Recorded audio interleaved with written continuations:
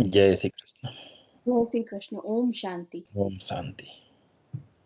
Divine light में आपका स्वागत है। आज हम कर्म की गहन स्थिति के बारे में चर्चा करेंगे। सर, हम जो भी कर्म करते हैं, अच्छा या बुरा, वो हमें किसी न किसी रूप में समय के अनुसार भुगतना ही पड़ता है।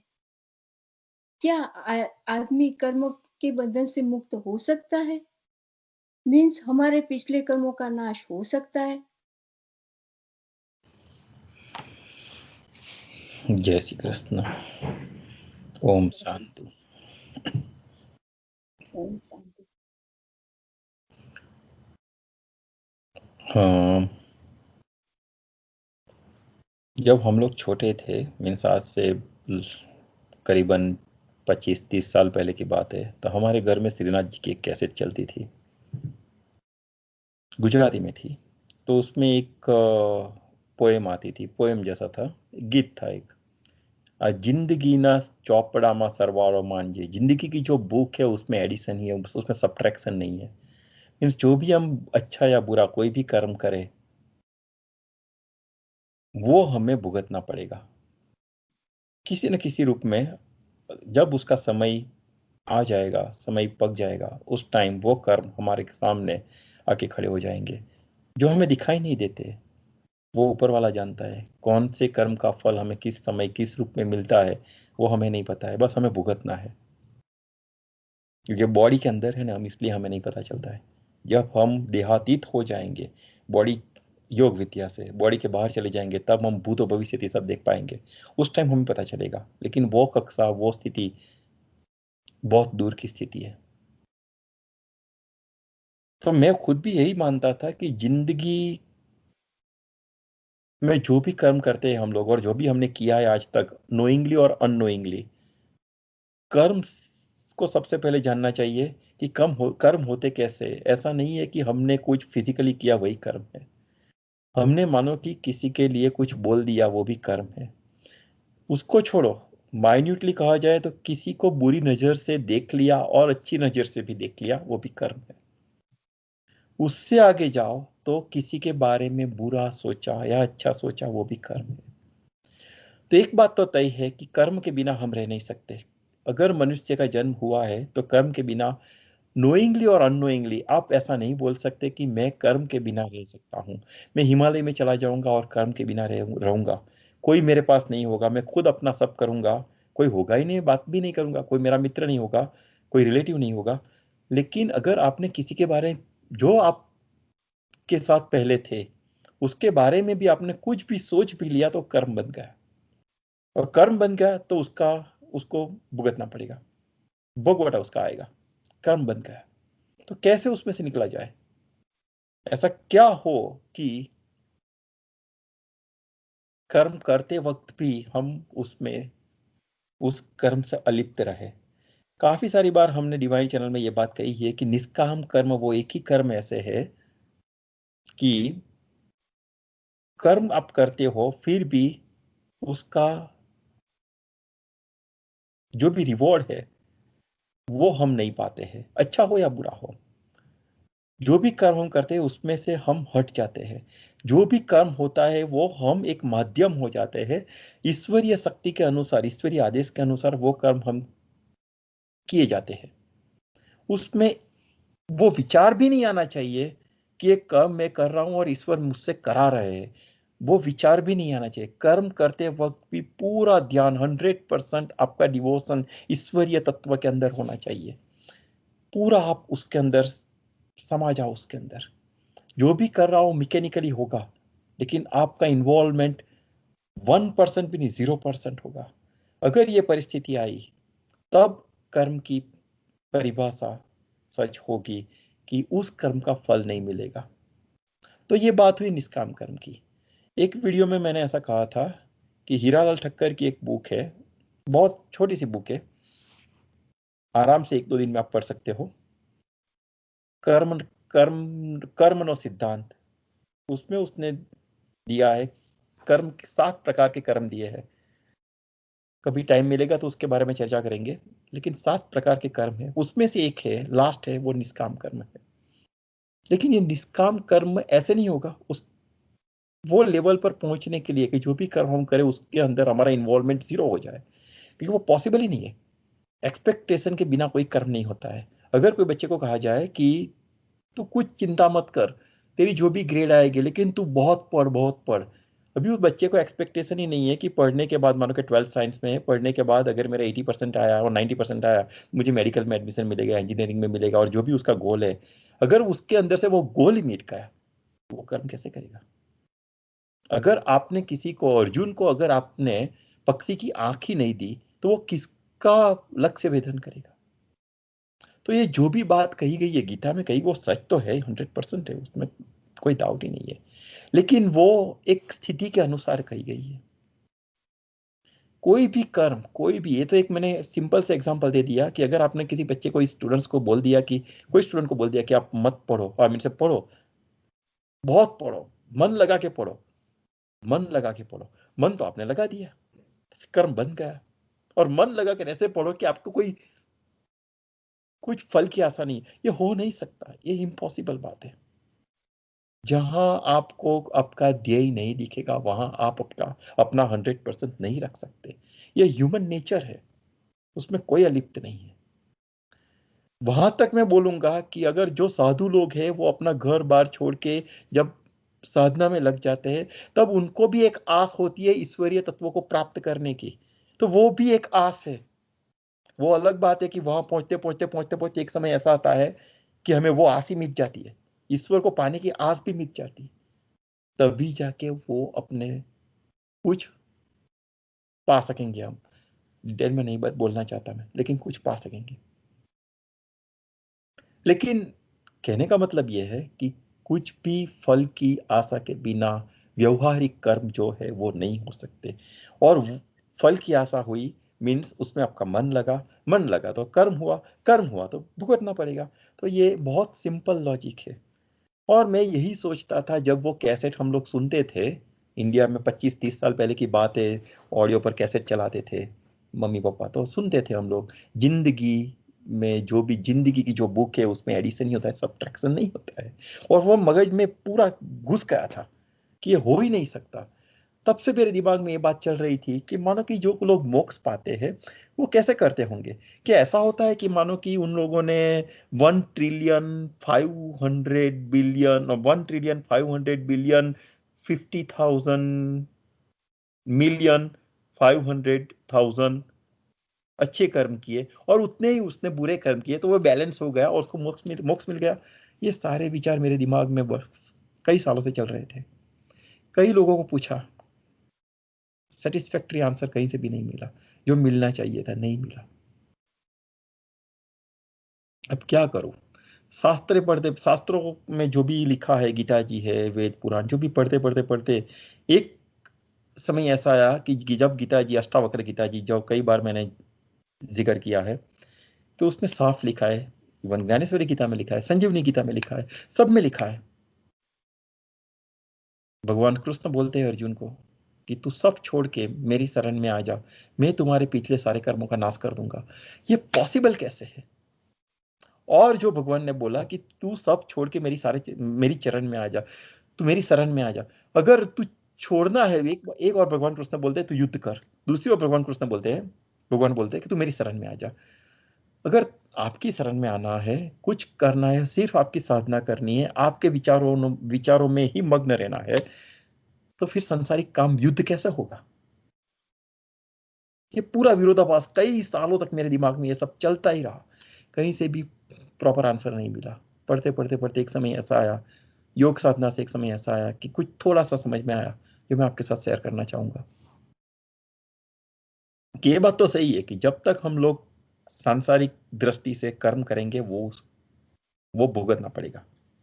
अच्छे बुरे कुछ भी कर्म भुगतने पड़ेंगे, और उसमें सालों नहीं, जन्मों लग जाएंगे, 1 2 3 4 5, कितने जन्म लग जाएंगे। और ऐसा कुछ नहीं होता है, वो भी इतना ही सही है कि मानो कि 1 ट्रिलियन अच्छा कर्म किया तो 1 ट्रिलियन बुरा, तो उसका बैलेंस कर दिया। बैलेंस नहीं होता है, उसमें एडिशन ही होता है, सब्ट्रैक्शन तो है ही नहीं। तो प्लस और माइनस और जीरो कर दिया, 5 और -5 तो जीरो, ऐसा नहीं होता है। उसमें तो 5 और -5 दोनों को भुगतना पड़ेगा। अच्छा किया वो अच्छी तरह से भुगतना पड़ेगा, बुरा किया वो बुरी तरह से भुगतना पड़ेगा। एक बार मैंने बोला था, मैंने एक वीडियो में, शायद दूसरे या तीसरे वीडियो में, मुझे नाम एग्जैक्ट याद नहीं है, सॉरी, लेकिन मैंने बोला था कि ईश्वर को दयालु क्यों कहा जाता है। ईश्वर को दयालु इसलिए नहीं कहा जाता कि मानो कि आपने कुछ मानता मान ली कि अगर ईश्वर तू मुझे मेरी बोर्ड की एग्जाम में 90% देगा तो मैं एक दिया करूंगा, 5 दिया करूंगा और ये प्रसाद चढ़, इसके लिए नहीं। ये सब भौतिक है, भौतिक चीजें हैं। मानो कि मुझे प्रमोशन मिल गया तो मैं ये करूंगा, ये भौतिक है। और आपको मिला भी तो इसका मतलब ऐसा बिल्कुल नहीं है, ईश्वर को ध्यान में रख के करना चाहिए, वो सही बात है, लेकिन इसका बिल्कुल मतलब ये नहीं है कि ईश्वर ने दे दिया। आपके पूर्व जन्म के कर्म और आगे के जो भी कर्म है उसके अनुसार आपको ये एक फल रूप मिला है।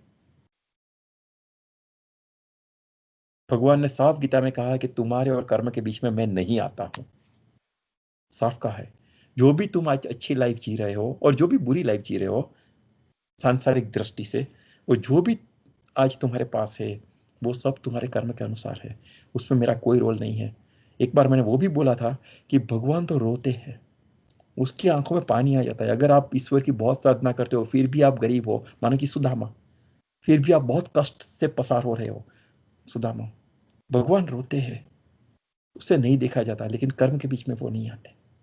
तेरा कर्म जो तूने किया भुगतना पड़ेगा। लेकिन कर्म करते करते करते करते एक आप समाधि में लग जाते हो, एक पोजीशन ऐसी आ जाती है जैसी मीरा की आ गई, कि मीरा को जहर दिया, विष दिया, पॉइजन दिया, उसको वो पॉइजन दिखाई नहीं दिया। जो दिया मेरे प्रभु का प्रसाद ऐसा करके पी गई वो, उसको एक फ्रैक्शन ऑफ सेकंड भी उसके दिमाग में ये नहीं आया कि ये पीने से मुझे कुछ होगा। अगर हमें जहर दिया जाए देखने से हमारा क्या हाल होगा, पूरा नेगेटिविटी, उसके दिमाग में वो था ही नहीं। वो समाधि की वो कक्षा में वो पहुंच गई थी। मैं दूसरा एग्जांपल देता हूं। महाभारत का युद्ध जब पूरा हो गया तो विदुर, ये बात भी मैंने कही है आगे, विदुर विदुर जी ने भगवान कृष्ण से संवाद किया कि मेरे लिए क्या आ गया है प्रभु। और भगवान कृष्ण ने उसे बोला कि समय आ चुका है, अब जंगल में चले जाओ और समाधि में लग जाओ, साधना में लग जाओ। कि भगवान कृष्ण ने और कुछ नहीं सोचा होगा कि विदुर की पत्नी भी थी, उसका क्या हाल हुआ होगा। छोड़ो, वो बात डाइवर्ट नहीं होना है अभी। विदुर जो कुट राजनीतिज्ञ कहे जाते थे उस समय के, उसके जैसा अच्छा राजनीतिज्ञ कोई कोई नहीं था। और काफी सारा डिसीजन उन्होंने और सजेशंस जो भी दिए थे धृतराष्ट्र की सभा में, वो मोस्टली पांडव के फेवर में था। तो ये तो पार्शियलिटी हुई, और मानो कि नहीं भी हुई, तटस्थता से उन्होंने अपने विचार रखे थे, लेकिन कर्म तो हुआ था। तो वो कर्म उसने कब भुगता, कब वो कर्म उनके सामने आया, पूरी जिंदगी वही किया up to the end of the war of Mahabharata, पूरी जिंदगी वही किया। और बाद में अभी कृष्ण बोलते हैं कि तुम्हारा समय आ चुका है, अब चले जाओ, अब समाधि में लग जाओ। कैसे पॉसिबल है ये बात। और विदुर महाभारत के युद्ध के बाद हस्तिनापुर छोड़ के जंगल में चले गए थे, साधना में लग गए, साधना में जाते जाते जाते पूरे समाधि में निकल चुके थे। वैसे भी बहुत परम चैतन्य आत्मा थे वो, तो उनके लिए वो सहज था ईश्वरीय तत्व के समीप जाना। तो वो निकल चुके थे वहां पर, पूरी समाधि में लग चुके, पूरा सब आगे पीछे का सब छोड़ के एकदम ऐसी परिस्थिति आ चुकी थी कि उसकी निर्विकल्प समाधि लग गई। निर्विकल्प मीन्स देहातीत, देहाती, अपने काया अपने शरीर का कुछ भान नहीं था उनको। शरीर के ऊपर अंग वस्त्र है या नहीं उसका भी उसको भान नहीं था। कुछ खाया नहीं पिया नहीं कितने दिनों तक, उसका भी कुछ पता नहीं था। बस पूरा संपूर्ण ध्यान, जागते बैठते सोते समय पूरा ध्यान उनको, और समाधि में तो ईश्वर में लगा था, पूरा श्री कृष्णमय, पूरा कृष्णमय हो चुके थे, और उनका मोक्ष हुआ था। ये सब बातें इकट्ठा करके तब मुझे पता चली कि जब हम समाधि का एक स्टेज, सेकंड स्टेज, ऐसा करते करते करते एक लेवल पर आ जाते हैं। और जब हमारे मन में कोई भी इच्छा आकांक्षा कुछ भी बाकी नहीं रहता, पूरा हमारा ध्यान, ध्यान ऐसा नहीं है कि सुबह 1 घंटा या 1.5 घंटा बैठ गए, शाम को 1 घंटा बैठ गए और ध्यान पूरा हो गया। ध्यान is a constant continuous process without breaking. आप उठते बैठते जागते अपना काम करते वक्त हर समय आपका ध्यान यही होना चाहिए कि ये जो भी है ईश्वरीय आदेश के अनुसार मैं कर रहा हूँ, मैं एक माध्यम हूँ बस। ट्रस्ट में समय आते आते थोड़ी देर लगेगी, लेकिन वो समय भी आएगा कि आप संपूर्णमय, संपूर्ण आप एक अपने कर्म से एक डिस्टेंस बनाना सीख जाएंगे। कर्म आप कर रहे हो, लेकिन उसके अंदर आपका इन्वॉल्वमेंट, आप फुल अपने पूरे एथिक्स से कर रहे हो, पूरी एफर्ट से कर रहे हो, लेकिन आपका इन्वॉल्वमेंट उसके अंदर से निकल जाएगा। समय आते आते बहुत देर लगेगी, लेकिन आएगा वो समय, क्योंकि ये भी पूर्व जन्म के कर्म के अनुसार होता है सब भी। तो विदुर की ये पोजीशन आ गई थी, जब निर्विकल्प समाधि हो गई, तब भगवान कृष्ण ने, भगवान को दयालु इसलिए कहा जाता है, गीता जी में भगवान कृष्ण ने साफ लिखा है कि तू मेरे शरण में आ जा। मेरी शरण का मतलब यह होता है, मेरी शरण मीन्स रोज सुबह उठ के आरती और अगरबत्ती और धूप कर दिया और दिया कर दिया तो उसकी शरण नहीं हुई। अपने मानसिक पूरा मन आपका उसके अंदर लग जाना चाहिए, पूरा मन को समर्पित करना है। दूसरी तरह से कहूं तो पूरे मन को खलास कर देना है, क्योंकि मन है तो अहंकार है, और जब जहां अहंकार है वहां ईश्वर नहीं है। ईगो को down down down down down करते करते करते करते करते हर जीव में परमात्मा देखो। हर जीव का, किसी ने बुरा भी किया उसका कुछ, किसी एंगल से बुरा मत सोचो, अच्छा ही सोचो, क्योंकि ultimately it will reflect to you. किसी का बुरा सोचेंगे तो वो आपके ऊपर रिफ्लेक्ट करेगा। और मेरा खुद का अनुभव, मुझे नहीं बोलना चाहिए, कई बात, सारी बातें ऐसी होती है जो डिस्क्लोज नहीं करनी चाहिए, फिर भी मैं आपसे बता रहा हूँ कि जब आप स्पिरिचुअल हो जाते हो और ईश्वर से करीब जाने की चाह रखते हो, उसके लिए एफर्ट्स रखते हो, उस टाइम समय ऐसा आता है कि जो भी फल, मानो कि ऑर्डिनरी पीपल के लिए एक इवेंट हुई, उसमें उसका इन्वॉल्वमेंट था, उसका फल उसको मानो कि 2 3 4 5 10 साल बाद मिलेगा, may be after another birth, लेकिन आपके लिए वो तुरंत होगा, क्योंकि वो ईश्वर की कृपा होगी आपके ऊपर। आपको उसका फल तुरंत, मीन्स ऐसा हो सकता है 4 दिन में मिल जाए, 3 महीने में मिल जाए, अरे ऐसा भी हो सकता है कि आज किया कल फल मिल जाएगा अनएक्सपेक्टेडली। उस टाइम बहुत न्यूट्रल रह के ईश्वर जो भी आपके आसपास हो रहा है उसको साक्षी भाव से देख के उसमें से निकल जाओ। इन्वॉल्वमेंट, सुख या दुख जो भी है उसमें से निकल जाओ उस टाइम। वो फर्स्ट स्टेप होगा ये प्रैक्टिस स्टार्ट करने का। लेकिन गीता जी में भगवान ने कहा है कि तू मेरी तो ये जो विदुर ने किया, जो मीरा जी ने किया, जो नरसिंह मेहता ने किया, वो उसकी शरण थी। तू मेरी शरण में, एक बार उसकी शरण में चले जाओ। नरसिंह मेहता, कुंवर कुंवरबाई जो मामेर, कुंवरबाई नु मामेरू, गुजराती में बहुत अच्छा लेसन था। जब शादी के वक्त जो भी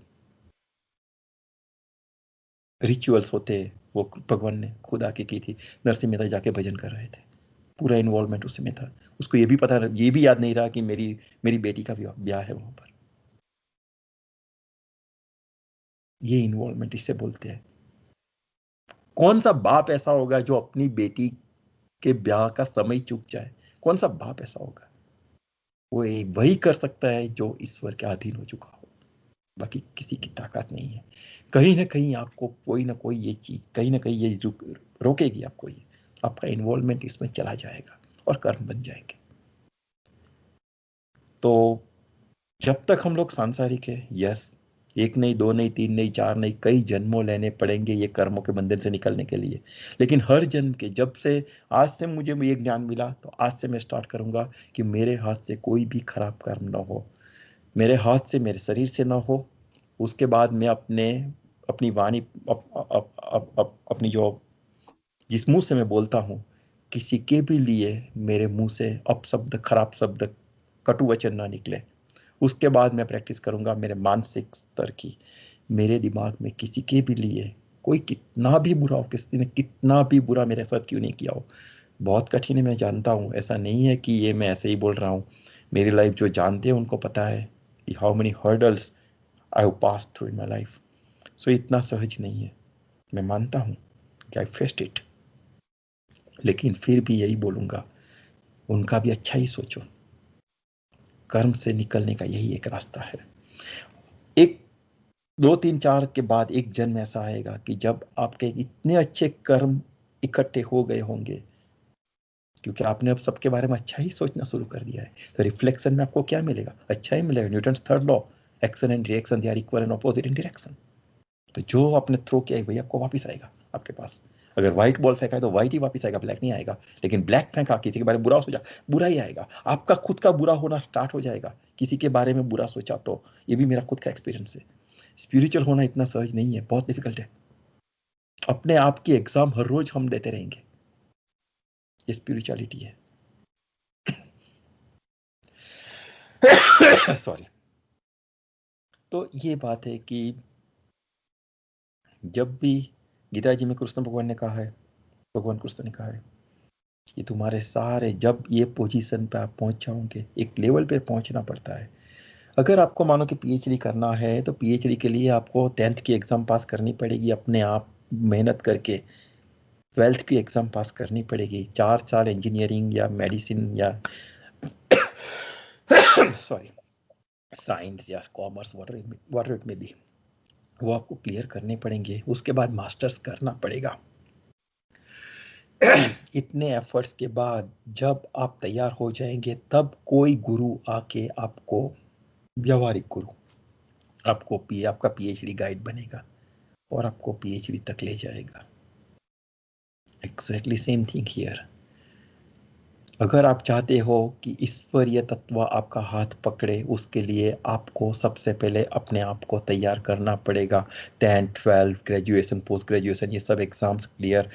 सब एग्जाम्स मीन्स बॉडी, शरीर शुद्धि, मानसिक शुद्धि, कर्म की शुद्धि, इंद्रियों पर काबू, ये सब अपने आप स्टार्ट करना पड़ेगा। और ट्रस्ट मी, कई सारे लोग बोलते हैं मेरा ये गुरु है, मेरा ये गुरु है, मेरा वो गुरु है। ठीक है, होंगे, माफ़ करना, नो क्रिटिसिज्म। लेकिन योगानंद परमहंस में साफ लिखा है, आपको गुरु करने की ज़रूरत नहीं है। आप अपने आप को इतना ऊंचा उठाओ कि गुरु सामने से आपके पास, आपके घर आए के आपको उठा ले जाएगा। उठा ले जाए मीन्स आपको अच्छी तरह से स्पिरिचुअल लाइन पर आपको आगे ले जाएगा। लेकिन उसके लिए आपको और जन्मों निकल जाएंगे। ऐसा नहीं है कि 10th 12th की एग्ज़ाम दे दी, मानो कि 15 20 साल पढ़ लिए तो पीएचडी हो जाएगा, ऐसा नहीं है। कि जो रास्ता हम लोगों ने और आपने चुना है वो बहुत ऊपर का रास्ता है। और वहां तक पहुंचने के लिए ये सब एग्जाम से निकलना पड़ेगा। उस टाइम ऐसा गुरु मिल जाएगा जो योगानंद परमहंस को मिले थे, स्वामी विवेकानंद को मिले थे। ऐसा मिल जाएगा जो आपको ईश्वरीय तत्व के अंदर आपको समा देगा, उसके सामने रख देगा आपको। तो ये बात 100% सही है कि कर्म का नाश नहीं होता है। कर्म का भुगत, किसी को भी कर्म का भुगतना निश्चित है। लेकिन योग साधना से एक समय हम इतना ऊपर उठा ले अपने आप को, सब एग्जाम, अपने आप की एग्जाम्स, क्वेश्चंस भी हमें, आंसर्स भी हमें। मेरी बुराइयां सबसे पहले मैं ही देख सकता हूँ, आईना कभी झूठ नहीं बोलता। एक एक करके मेरी बुराइयों को मुझे अच्छाइयों में कन्वर्ट करना। I have 2 baskets, one is my bad habits, one I my strong good habits.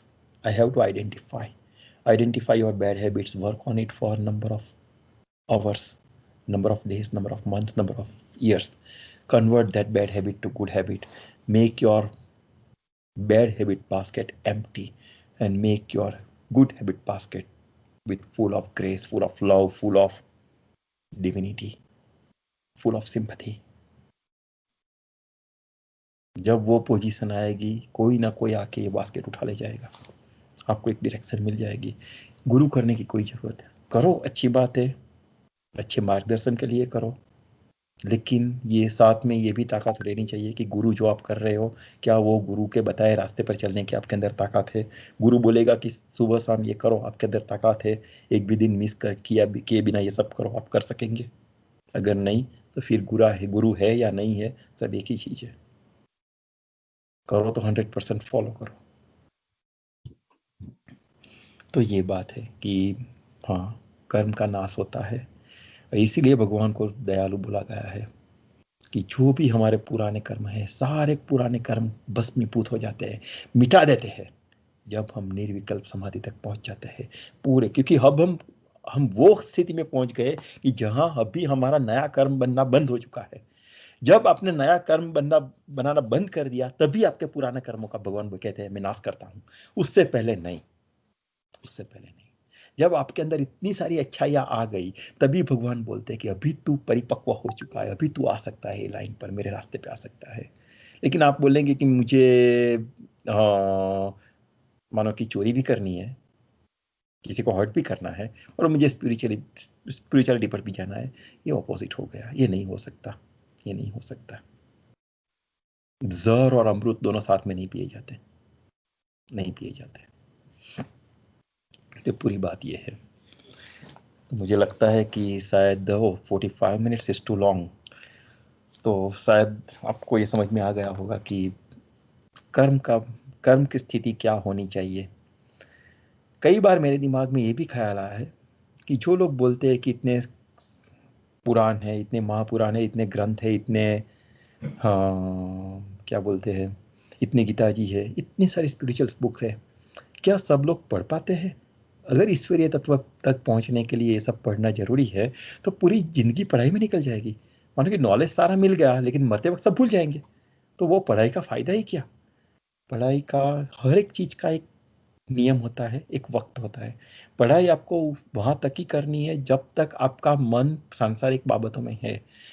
जब आपका मन संसार से उठ गया और पूरा स्पिरिचुअलिटी में चला गया, पूरा ईश्वरीय तत्व में चला गया, उस टाइम आपको कुछ पढ़ाई करने की जरूरत नहीं है। आप ध्यान में बैठो, ध्यान की वो पराकाष्ठा पर चले जाएंगे आपकी, जो भी आप मानो कि बोलेंगे ऋग्वेद अध्याय 10वां, ये पर्व पूरा आपके सामने आ जाएगा। आपको कुछ पढ़ने की जरूरत नहीं होगी, और ये फॉर एवर होगा। उसमें आपको याद रखने की भी जरूरत नहीं होगी। क्योंकि काफी सारे मेरे गुरु जी की बात कर रहा हूँ, तो उन्होंने, मुझे नहीं लगता कि पूरी 28-30 साल उन्होंने पूरी साधना में लगा दिया पूरा। 15-15, 20-20 घंटे दिनों तक साधना करते रहे, तो पढ़ा कब? और फिर भी आप पूछो तो हर एक पुराण, उपनिषद, वेदों का नॉलेज, ऐसा कैसे हो सकता है? ये कॉन्ट्राडिक्शन, ये भी काफी समय से मेरे दिमाग में चल रहा था, लेकिन कब जाके काफी समय के बाद पता चला कि एक ही चीज को पकड़नी है, और वो है साधना। इसका कोई दूसरा पर्याय नहीं है। तो हाँ, कर्म का नाश नहीं भी होता है, लेकिन एक लेवल पर जाने के बाद कर्म का नाश होता है। भगवान ने गीता जी में स्पष्ट कहा है, ये मीनिंग होता है, तू मेरी शरण में, एक बार उसकी शरण में चले गए, कर्म का समूल नाश होता है और हम मोक्ष को प्राप्त कर सकते हैं। लेकिन उसके लिए हमें अपने आप के ऊपर वर्क करना पड़ेगा। एंड दैट इज वाई ये मनुष्य, ये जो हम बोल रहे हैं, आप समझ रहे हो, ये जो भी है, that is through this body, human body.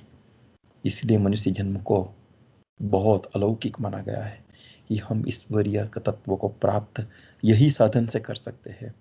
अगर आपके पास कोई भी कार हो, किसी के पास मानो कि निशान है, किसी के पास BMW, किसी के पास मर्सिडीज है और टेस्ला है, कुछ फर्क नहीं पड़ता, वो एक यहाँ से दूसरी जगह जाने का एक साधन है। उसी तरह से आप धनी हो, आप पुअर हो, कैसे भी हो, लेकिन अगर आपकी सोच सही दिशा में जा रही है, तो बॉडी कैसा भी हो, कुछ फर्क नहीं पड़ता, आप ईश्वरीय तत्व को प्राप्त कर सकते हो। ओम शांति, हरिओम। ओम शांति। सर, आपने बहुत ही एक्सप्लेनेशन दिया। दर्शकों, आपको अगर अच्छा लगा है तो प्लीज आप लाइक करें, सब्सक्राइब करें, और आपका कोई प्रेफरेंस है तो प्लीज कमेंट में लिखें। Thank you. Om Shanti. Om Shanti.